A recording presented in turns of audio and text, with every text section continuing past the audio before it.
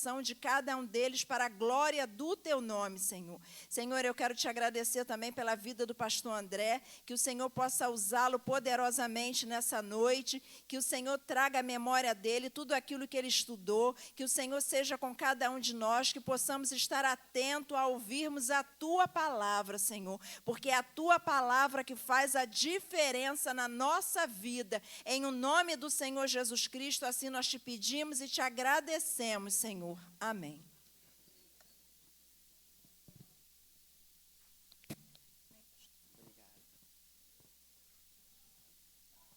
Eu quero saudar toda a amada igreja com a gloriosa paz do Senhor Jesus. Amém, queridos?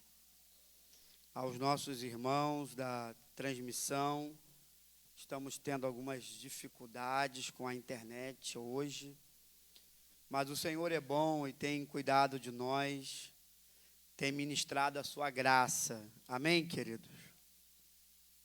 Eu quero convidá-los a abrir a sua Bíblia Sagrada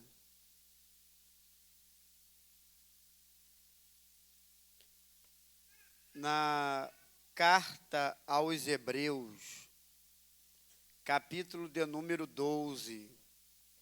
Carta aos Hebreus, capítulo de número 12. Palavra do Senhor para o nosso coração.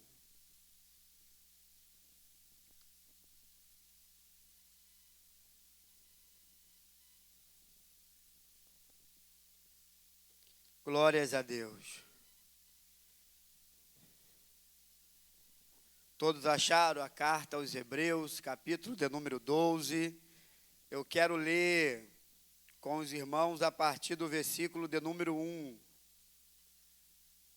Quantos acharam, diga amém. Quem não achou, diga eu estou indo. Graças a Deus, né? O Senhor é bom.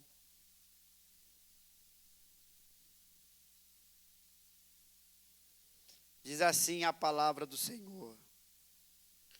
Portanto, também nós, considerando que estamos rodeados por tão grande nuvem de testemunhas, desembaracemo-nos de tudo o que nos atrapalha e do pecado que nos envolve e corramos com perseverança a corrida que nos está proposta, olhando fixamente para o autor e consumador da fé, Jesus, o qual, por causa do júbilo que lhe fora proposto, suportou a cruz, desprezando a vergonha, e assentou-se à direita do trono de Deus.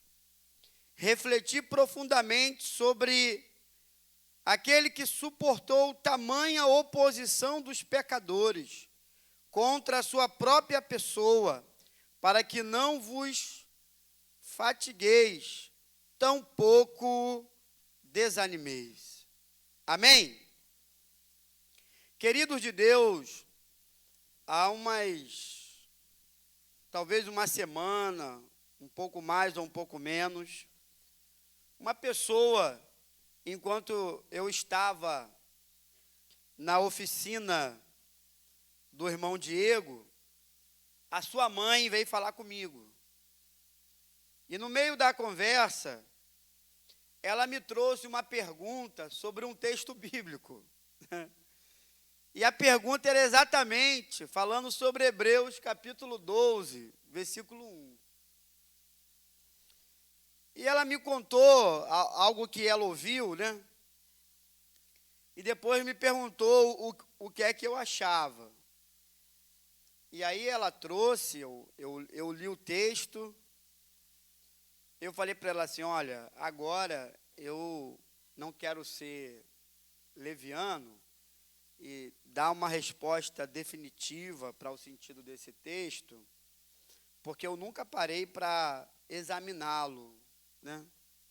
Na verdade, eu nunca fiz nenhum sermão, nenhum ensinamento sobre esse trecho do versículo 1. Mas eu vou ler aqui agora com uma irmã e eu vou ver, né? E eu estava com minha Bíblia dentro do carro, e ela tem umas porções em grego, né, sobre o versículo. E aí eu comecei a fazer uma pequena análise. Olha, tudo indica que seja assim como a irmã está dizendo, pensa. Mas eu prefiro aprofundar essa leitura aí, fazer uma pesquisa, né? E eu depois te dou uma resposta mais conclusiva a respeito disso. E aí o Espírito de Deus começou a ministrar o meu coração sobre essa palavra. Eu li, eu pensei, eu investiguei. E eu quero compartilhar o que o Senhor tem falado ao meu coração com a igreja a respeito desse texto. Está dando para gravar, Wesley? Então, depois eu mando a resposta, a mensagem para ela. Graças a Deus.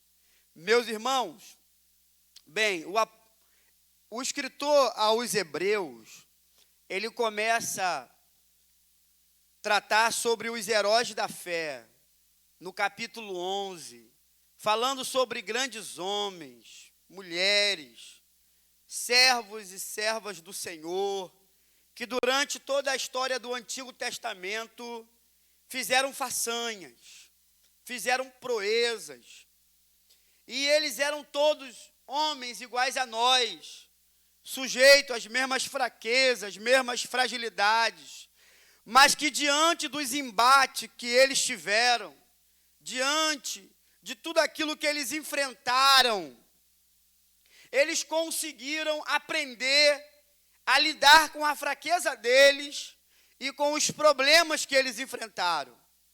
E eles tomaram uma decisão: vencer a sua dificuldade, superar a sua dificuldade e não deixar que essas dificuldades viessem embaraçar a vida deles, O escritor aos Hebreus, olhando para essa narrativa do Antigo Testamento, vendo esses homens e mulheres, ele começa a olhar também para o cenário grego com as práticas esportivas do seu tempo. E ele percebe que os atletas se empenham diante de uma nuvem de pessoas que o cercam, e na medida que eles estão vendo as dificuldades que serão enfrentadas, os obstáculos que serão vencidos, quando eles veem aquele número de pessoas torcendo por eles, apoiando eles, incentivando, isso dá um encorajamento, dá uma disposição que o atleta pode estar nem aguentando mais correr. Na verdade, não daria nem para ele terminar mais a corrida. Mas só pelo fato dele estar sendo observado por aquele espetáculo enorme, eles entendiam que não podiam desistir, não podiam parar. E eles então corriam até o final, mesmo que não vencessem. Mas terminavam o trajeto, a corrida e o obstáculo. Eles venciam o cansaço. Eles venciam as dores. Eles venciam as dificuldades. Eles não se deixavam embaraçar com aqueles problemas. E aí o escritor bíblico fez uma correlação entre os homens da história bíblica do Antigo Testamento e aqueles atletas que estavam correndo atrás de uma coroa perecível, de uma coroa de pouco valor e significado, de alguma coisa que não mudaria definitivamente a vida deles, mas que daria apenas uma emoção ou um triunfo momentâneo. E diante disso, ele começa a ver o que nós vamos ganhar, o que nós vamos conquistar no final dessa corrida, no final dessa maratona, no final dessa batalha. que vai mudar definitivamente a nossa vida. É algo que vai resolver de uma vez por todas tudo que nós enfrentamos aqui e vivemos aqui. Então o Senhor vai dar a nós uma vitória que ela é insubstituível. Só que diferente da maratona grega, ganha o primeiro, o segundo, o terceiro lugar. Já no contexto bíblico da expectativa da vinda do Senhor Jesus, ganha quem chegar até o final. Não importa a colocação, o que importa é chegar. E é por isso que eu quero trazer uma mensagem nessa noite com o seguinte tema: nós precisamos chegar. E aí eu quero analisar com os irmãos o que o escritor bíblico, inspirado pelo Espírito Santo, entendeu que era necessário para eles chegarem. E o que é necessário para eu chegar. E por que ele está dizendo isso?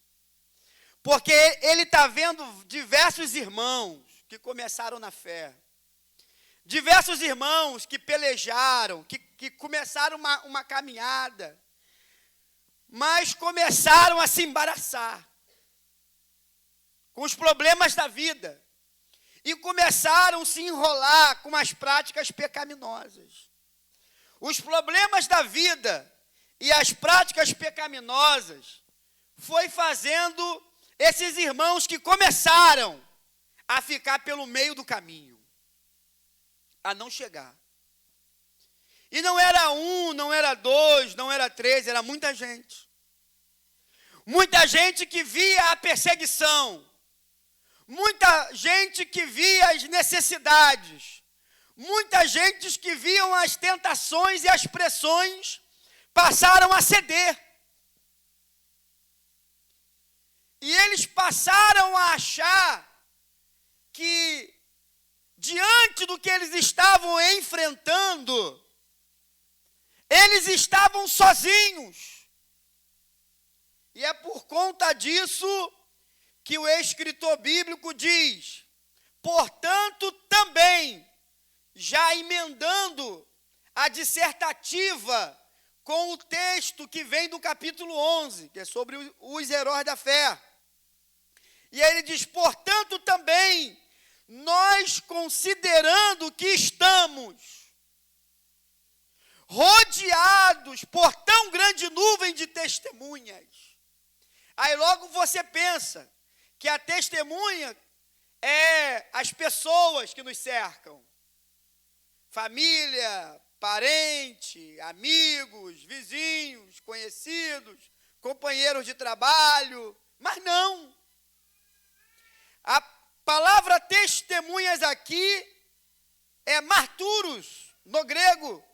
Está se referindo a todos os santos que pelejaram, que trabalharam, mas morreram,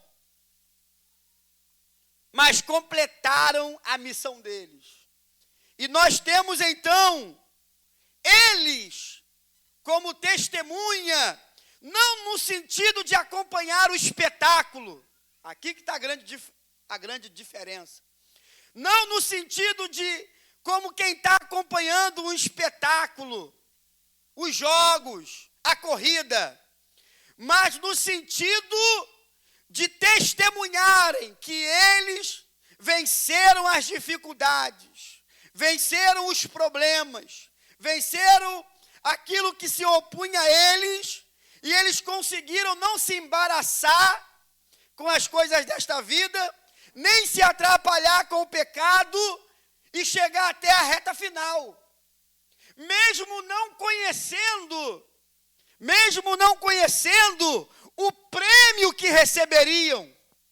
E essa é a grande distinção, porque eles apenas queriam agradar ao Senhor que chamou. Moisés queria agradar a Deus, Abraão queria agradar a Deus, E você vai ver que Isaac, Jacó, ambos querem agradar a Deus, os profetas querem agradar a Deus, todos eles querem agradar a Deus, mas nenhum deles sabia do prêmio que receberiam.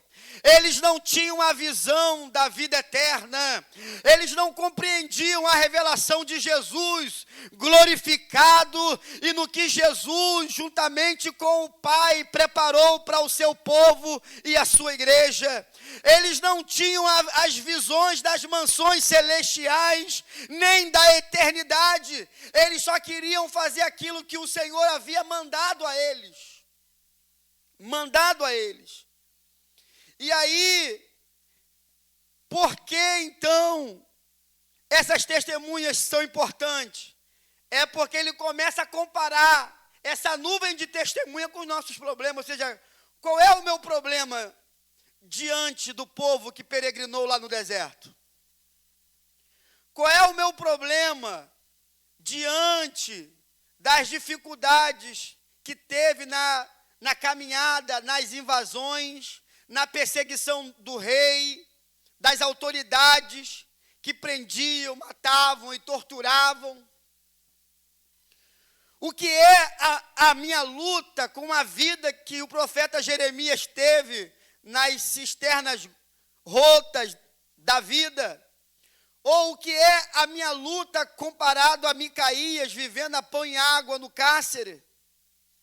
E a gente começa a ver do profeta Elias perseguido por Acabe e vivendo de forma limitada, se sentindo sozinho. E quando você começa a fazer uma comparação com os personagens bíblicos e como eles venceram todas aquelas dificuldades e cumpriram o propósito de Deus, quando a gente olhar para essas histórias, para essas narrativas, para esses feitos, o escritor bíblico está dizendo que você tem que ficar encorajado. Ou seja, poxa, se diante de uma situação daquela eles não se embaraçaram, se diante de uma situação daquela eles não se atrapalharam,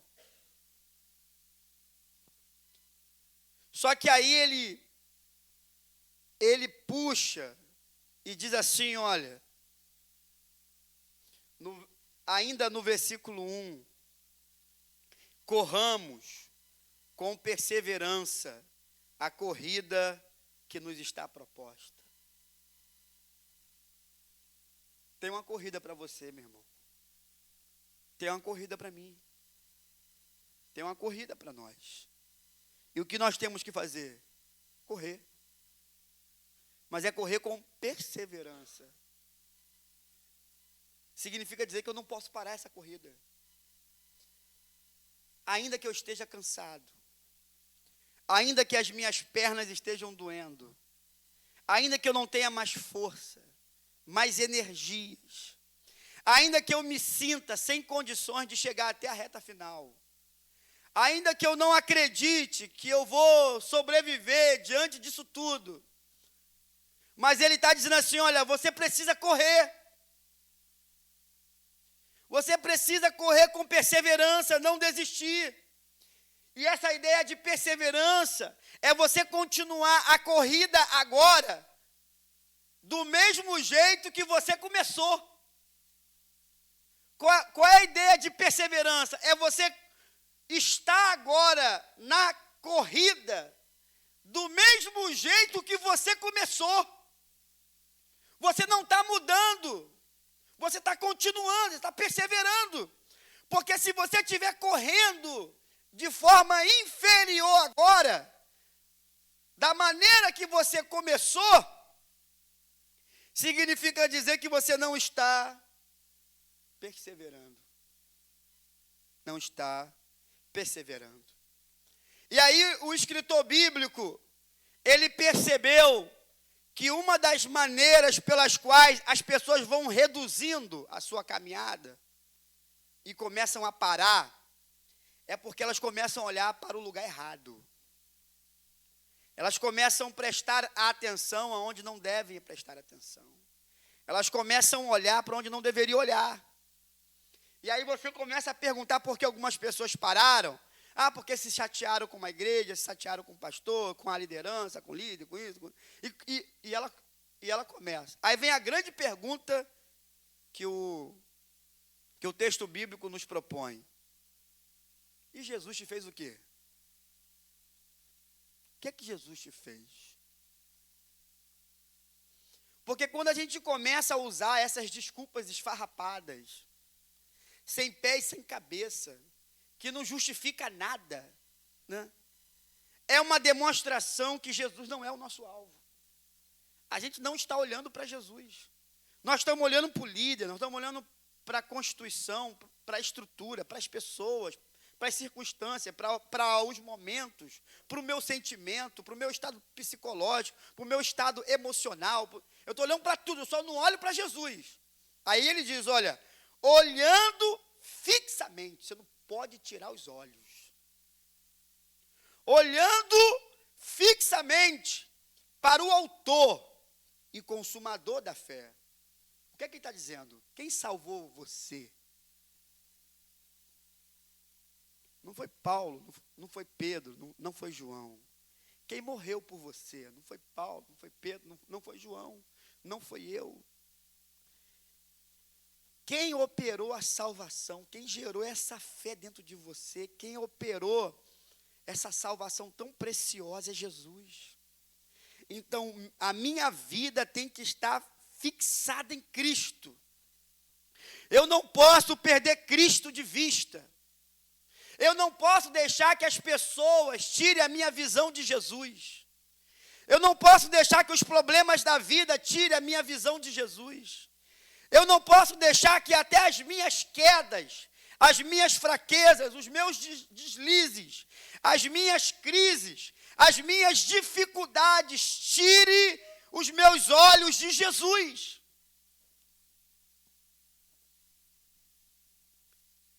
E ele então diz, por qual razão?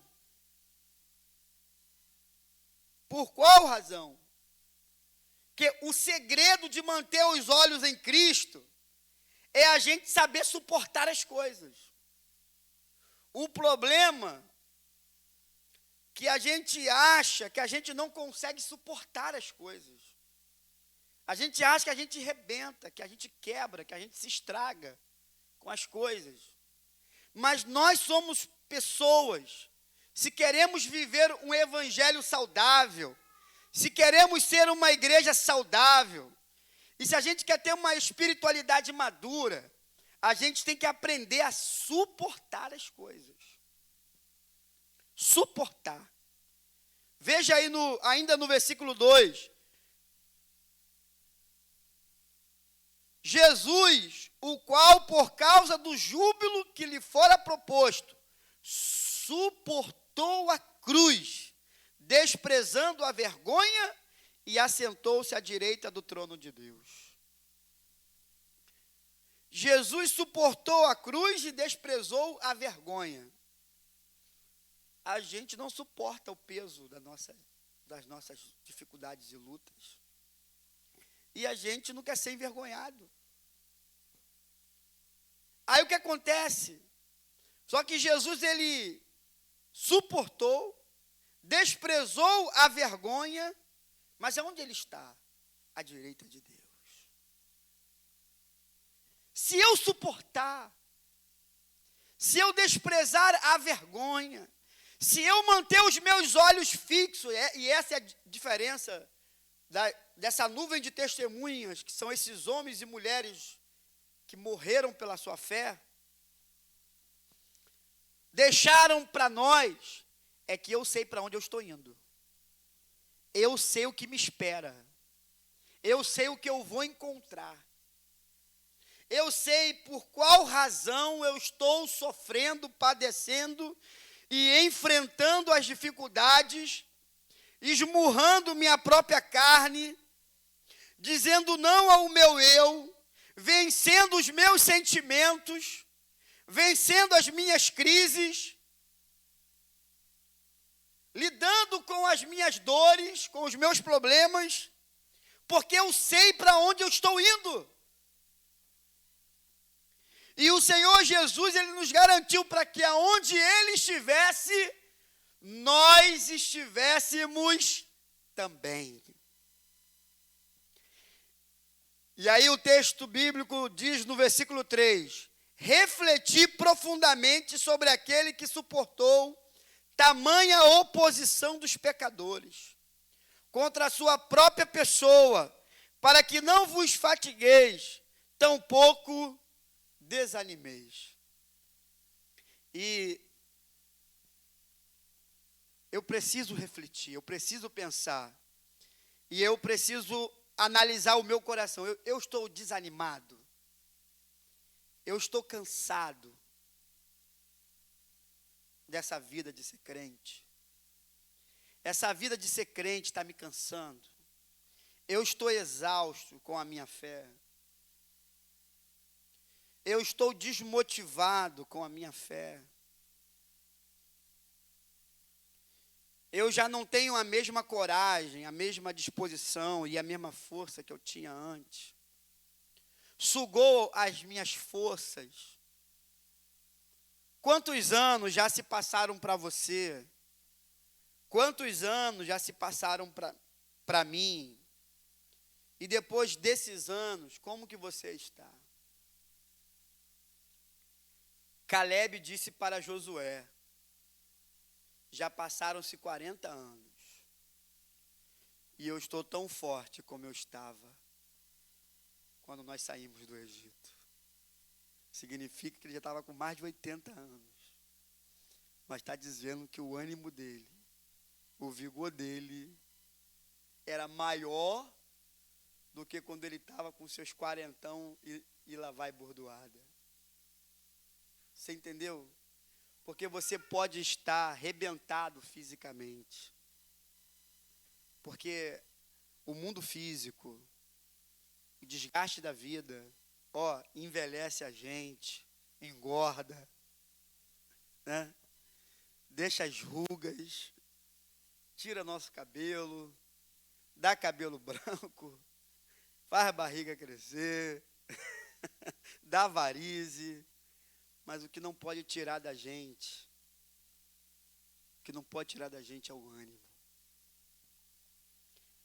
Quando o nosso ânimo é roubado, quando a nossa disposição é roubada, quando a alegria sai do nosso coração, significa dizer que nós estamos nos embaraçando. Estamos embaraçados com as coisas desta vida e estamos atrapalhados com o pecado. Agora, porque a perspectiva bíblica é que cada ano de vida espiritual, você tenha mais vontade de ir para o céu. Cada ano que passa, a sua vontade tem que ser maior de estar com Cristo, de encontrar a Cristo, de encontrar o seu Senhor. Não deve ser para trás, não deve regredir. Mas isso só é possível quando a vida não rouba de você a sua fé. Quando as dificuldades e a dinâmica da vida não entristece a sua vida espiritual. Você mantém essa estrutura. Refletir profundamente sobre aquele que suportou tamanha oposição dos pecadores contra a sua própria pessoa, para que não vos fatigueis, tampouco desanimeis. O que é que ele está dizendo para mim? Ninguém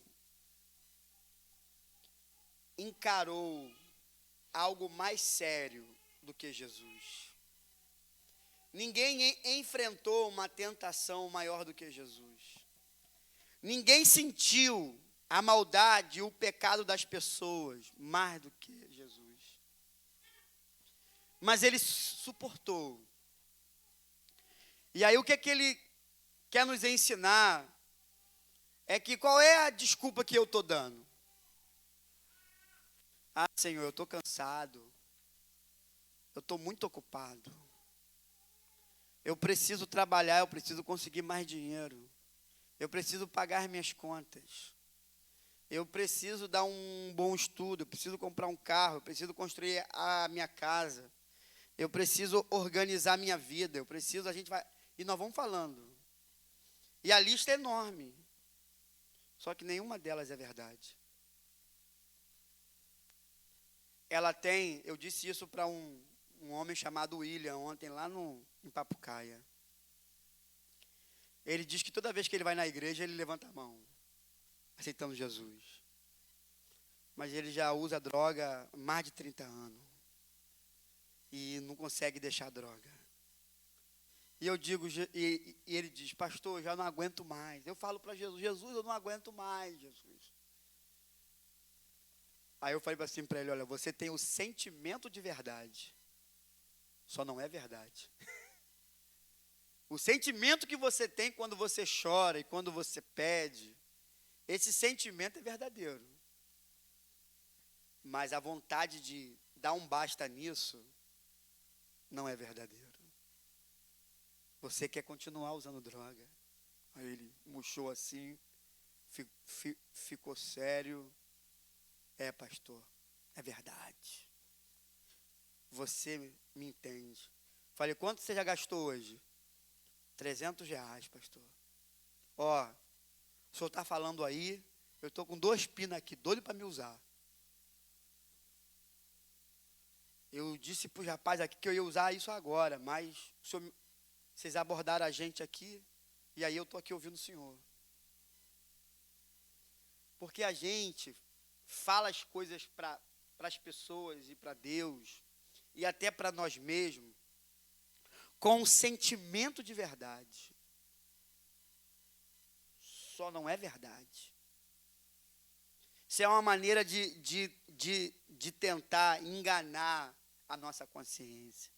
Mas no fundo, a gente sabe que não é. Então, as desculpas nenhuma que nós criamos ou inventamos, elas são capazes ou suficientes para trazer para nós o direcionamento que precisa. Nós temos que encarar quem nós somos, as nossas limitações, dizer, olha, eu estou fadigado mesmo, eu estou desanimado mesmo, e enquanto a gente não encarar isso e aceitar isso, eu estou cansado, nessa caminhada, eu me desgastei, eu me perdi, eu me esfriei, eu não sou aquele homem que começou a caminhada, eu não sou aquela mulher que começou a caminhada, eu me atrapalhei com os problemas da vida, eu me embaracei com as coisas da vida e com o pecado, eu me enrolei aqui, eu me enrolei ali, e quando eu começo a admitir essas coisas, eu abro um precedente para que o Senhor entre na minha vida e venha mudar as coisas, porque agora, como aquele atleta que olhava o espetáculo e aquela multidão, ele começa a entender que ele precisa ficar com os olhos fixos em Cristo, o autor e consumador da fé dele, para ele poder prosseguir, continuar.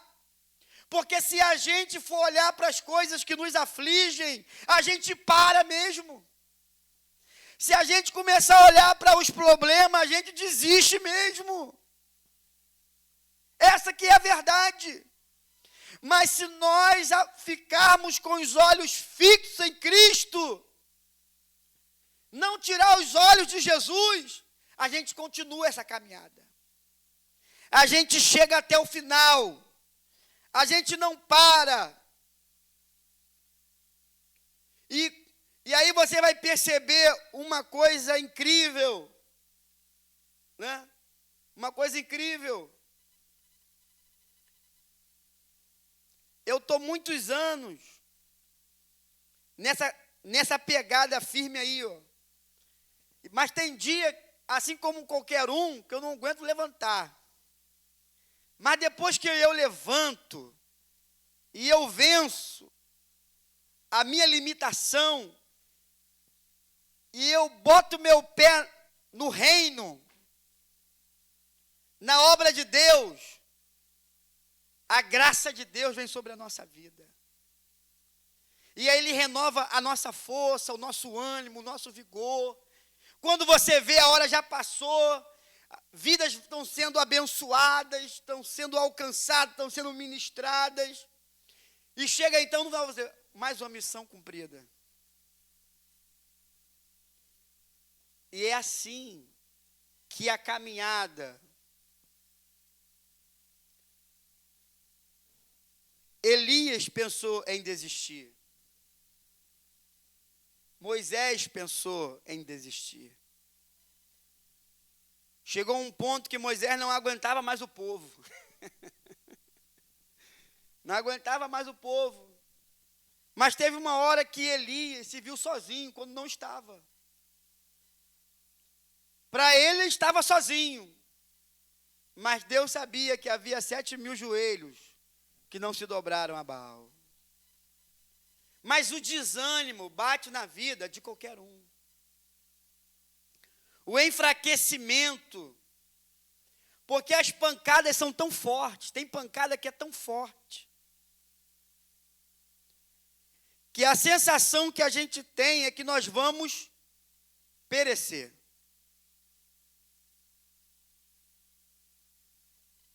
E aí, tem um versículozinho que eu não li para vocês. O que a Bíblia chama de extremo. Olha, você está no extremo. O que é o extremo diante dessa corrida? O limite. Vou ler para você aqui, ó. Deixei para o final. Versículo 4. Ora, na guerra contra o pecado, ainda não tendes resistido até o extremo de derramar o próprio sangue. Ele está dizendo que todas as razões que levaram as pessoas a pararem no meio do caminho, não custava ainda a vida deles. Mas na guerra contra o pecado, o limite é a morte. É o derramamento do nosso sangue. Quando Deus olha para você e diz, olha, tu está numa batalha violenta. E assim, olha, é quando você é capaz de perder a sua vida para não ter que pecar. Aí Deus diz, olha, você está na guerra, mas enquanto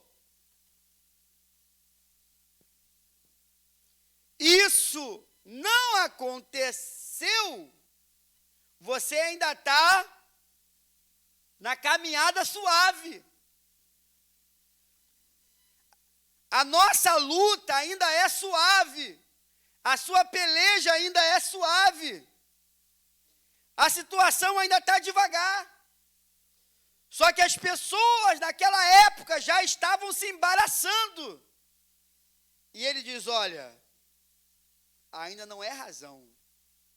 Ou seja, se alguém tirar a minha vida, para mim não desistir da caminhada, não é o suficiente para me tombar, desanimar e cair, então nenhuma das coisas que eu enfrento, o que você enfrenta, é justificativa para você tombar, desanimar e desistir. Nenhuma. Não tem nada. Nada é suficiente. Quando essa palavra ela vai se enraizando dentro da gente, ela vai entrando dentro da gente, nós passamos a entender nesse momento qual é a fé que Deus está esperando de mim. Qual é a fé que Deus está esperando de você? Você está dizendo, eu não aguento. Ele está dizendo, continua correndo. Eu não suporto, continua correndo. Eu não tenho força, continua correndo, não desiste não. Você só pode parar quando você alcançar. Enquanto você não alcançar, você não pode parar. E aí eu quero fazer uma leitura do livro do Apocalipse, capítulo 21, 7, que diz assim: o vencedor herdará todas as bênçãos, e eu serei seu Deus, e ele será meu filho. Mas essa vitória é para quem? É para o vencedor. E o vencedor não está baseado em posição, mas em chegar. É importante chegar. Se você chegar, você é um vencedor. Se você não chegar, você é um derrotado.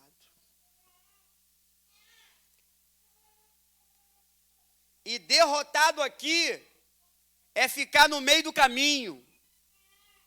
Vencedor aqui é chegar no final da caminhada do mesmo jeito que começou. Chegar com a mesma confiança, com a mesma fé, com a mesma postura, com o mesmo foco, com a mesma visão em Cristo. Porque se você não chegar do jeito que você começou, significa que você não perseverou. Então você não vai chegar. Para chegar tem que perseverar do jeito que a palavra de Deus nos ensina. E se o problema é exemplo, a Escritura está cheia. Há uma nuvem de testemunha. Os homens, os heróis da fé, eles não podem ver você, não podem ver a mim, não podem ver a nós.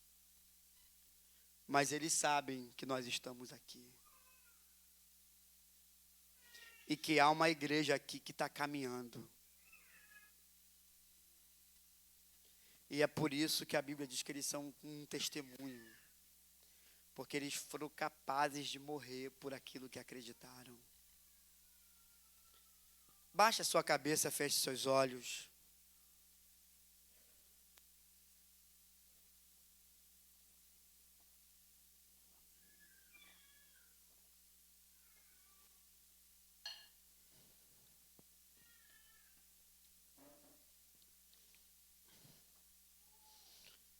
Você vai chegar, meu irmão. Você vai chegar, minha irmã. Nós precisamos chegar. Nós precisamos alcançar.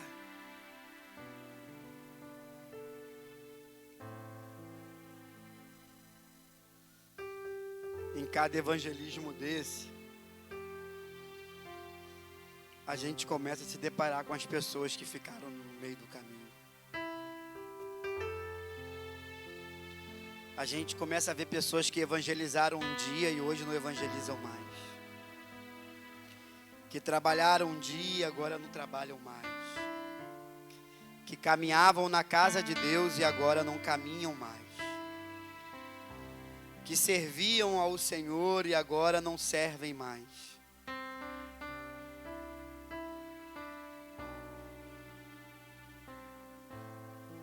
Cada um com uma história.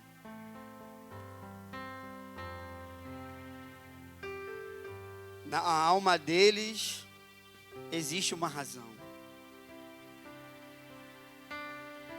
Mas diante da palavra de Deus, eles não lutaram até o sangue contra o pecado.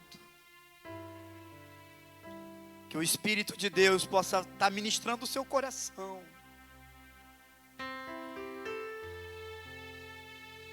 E que você consiga perceber que você precisa correr.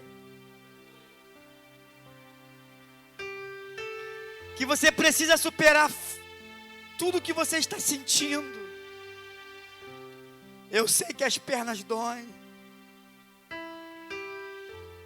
Eu sei que tem dores que parece que nós não conseguiremos sobreviver diante delas.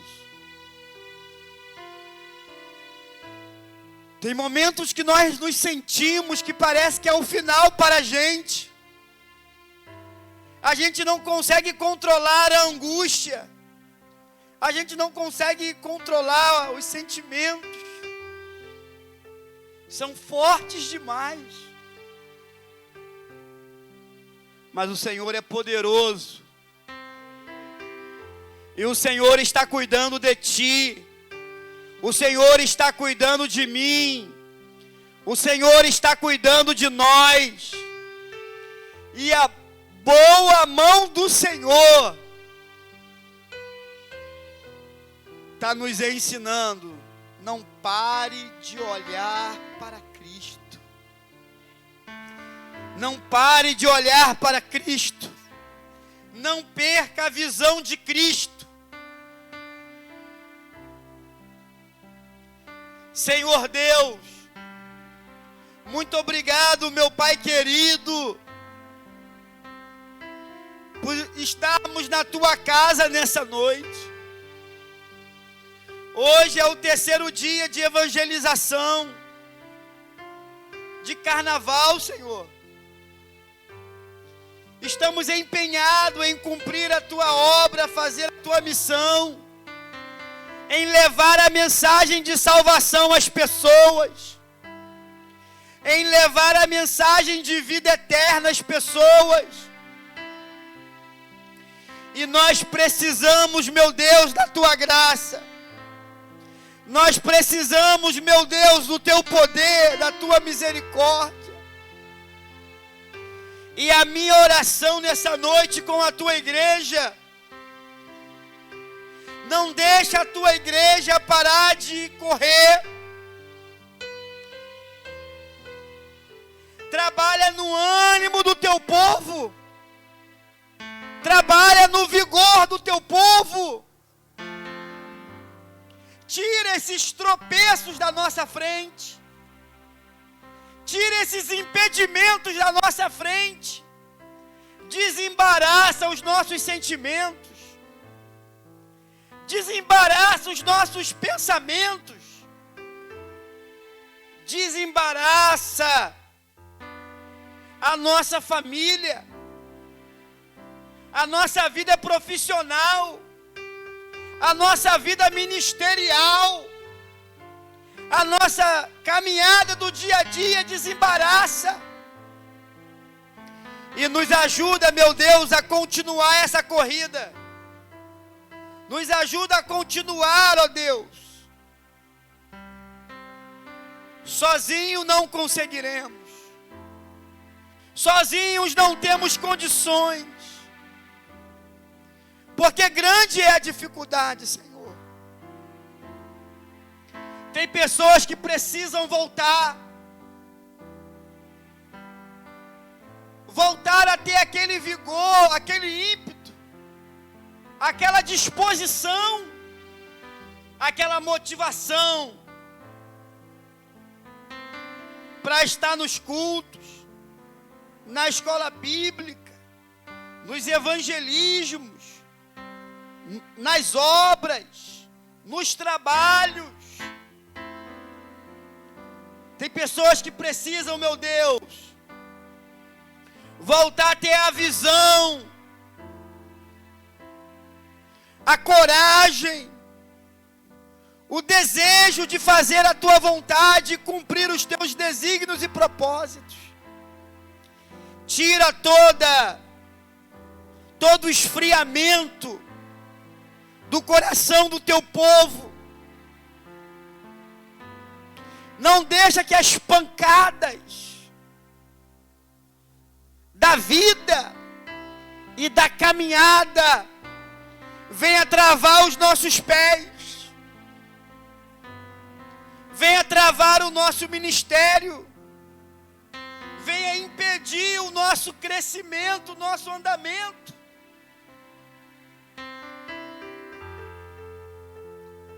Existe um prêmio para nós. Existe uma grande recompensa para nós.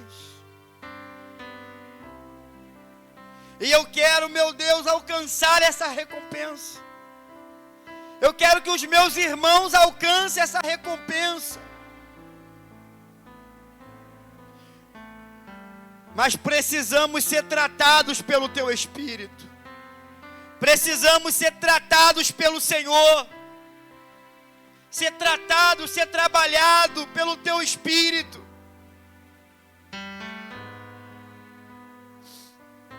De maneira, Senhor, que venhamos suportar.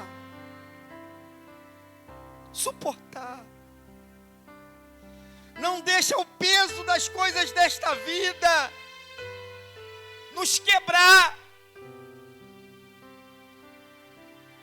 Nos dá força para suportar, Senhor. Eu não estou pedindo que tire a luta. Eu não estou pedindo que tire a prova. Eu não estou pedindo que tire as consequências. Eu estou pedindo, Senhor, ajuda a suportar.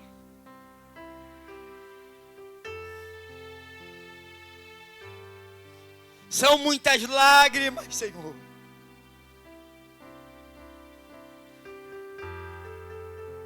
São muitas lágrimas. Parece que o peso é maior do que as nossas forças. Parece que o peso é grande demais. É pesado demais. Não dá para levar esse fardo, Senhor. Mas com a Tua ajuda, meu Deus, se temos que levar esse fardo, se temos que viver essa dor, se temos que passar por essa prova, se temos que encarar essa vergonha, se temos que passar por essas dificuldades, então nos ajuda a suportar. Nos ajuda a suportar, Senhor. Não deixa o Teu filho, Tua filha, não deixa a Tua igreja ser soterrado com esse peso, com essa dificuldade. E que essa pessoa volte a caminhar, volte a correr, continue a jornada, continue o ministério, continue a obra, continue a missão, continue. Não se embarace, não se atrapalhe. Jesus é o autor e consumador da sua fé. Eles completaram a missão. Você pode completar. Por isso, lava as nossas vidas e nos dê a autoridade que nós precisamos. Nos dê o poder que nós precisamos. Nos dê a virtude que nós precisamos. Nos dê, meu Deus, a coragem que nós precisamos. Nos dê o sentimento que precisamos. Nos dê a ousadia, a intrepidez que nós precisamos. Vai, Senhor, enchendo o vaso. Vai, Senhor, enchendo o vaso. Enche esse vaso, Senhor. Se ele está quebrado, repara